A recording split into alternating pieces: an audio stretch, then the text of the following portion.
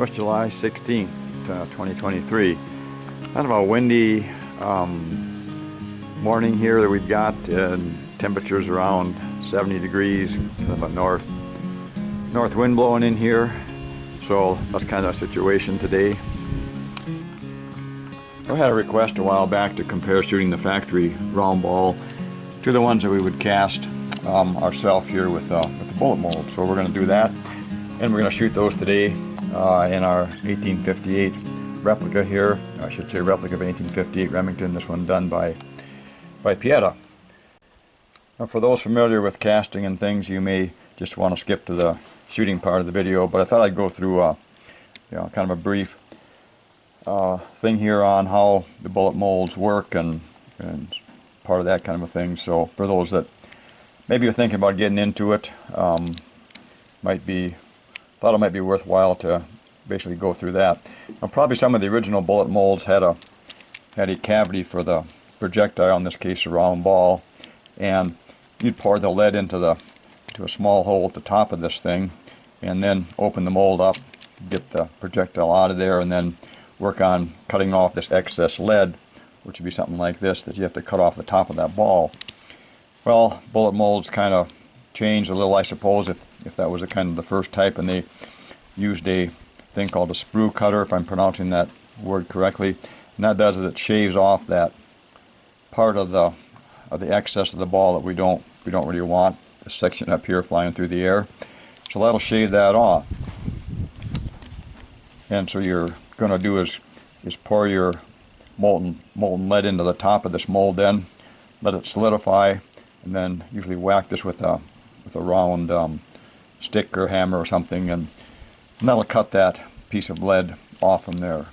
And this is an example here of a bullet mold how it would look after you pour the top bit of mold off, and then slicing that off, and then the ball will drop out kind of like this. So the situation with this, what we call a sprue cutter, is that it can cut that excess lead that we're seeing right here off at several positions. So if we look at this as the excess lead that's got, we've got one case where it would cut it off right about up in here and leave a little protrusion of that lead above that ball. I've got an example of that if it shows up here. I think you can see that. That's actually what that one there is doing. So that's one way that would get cut off, and it would leave an excess, like I say, portion of the ball, or portion of that neck, we'll call it, up on top of the ball. And if there's an advantage to that, maybe if you're casting or you're loading in a gun like this, there's going to be plenty of excess lead there, so you're going to shave a ring of lead. If this ball is oversized, which it should be for the chambers, you're going to shave a ring of lead, and the section of the lead ring will just have a little extra lead on it here. And that's provided, of course, that is put on the side. If you're putting that excess neck up on top like this, which is the way a lot of them are meant to load, then that's going to carry along with the ball, and possibly maybe cause the ball to wobble or something like that on its flight, not giving it the stability you might need. I haven't found that to be true too much, but possibility there. Another way to cut this excess lead off would be what we call tangent to that sphere or to that circle, and that would just touch at a very small point up in here. And what you'd get then is a section that would look something like this. You'd have a couple of ears, we'll call them, of that neck that would protrude, but it'd be a lot less than we're seeing up in here. That'd be a second way to cut that excess lead off. The third way would be to cut it just below that tangent line, in other words, cutting it right in here someplace. And that's going to give us a situation like this, where we definitely don't have any excess lead in the outside of the ball that would maybe cause some kind of air friction or something. The issue here is that we're getting, if I exaggerate that, we're getting a section of the ball that's actually cut off. So if we measured the cross from here to here, we're going to get a different measurement, less measurement than if we go across here. So in that one section, the ball would be a little bit smaller in diameter than it was cast at. Now on the Lee bullet molds, they've chosen to cut this neck thing here off just below the tangent, and you get a little bit of a flat spot on top of the ball. And I've measured these things, and they will measure less across this distance than they do across here. So if you have a 4.54 bullet mold that would cast a 4.54 round ball here, you may not get 4.54. You definitely won't get 4.54 if you measure it across this way. I've done measurements on that, and I'll get as low as 4.46 on some of the ones that are cast, depending on how that was shaved off. 4.46, a lot of times will be 4.50 across here, and that's not going to cause a problem if you have a 4.46 chamber diameter.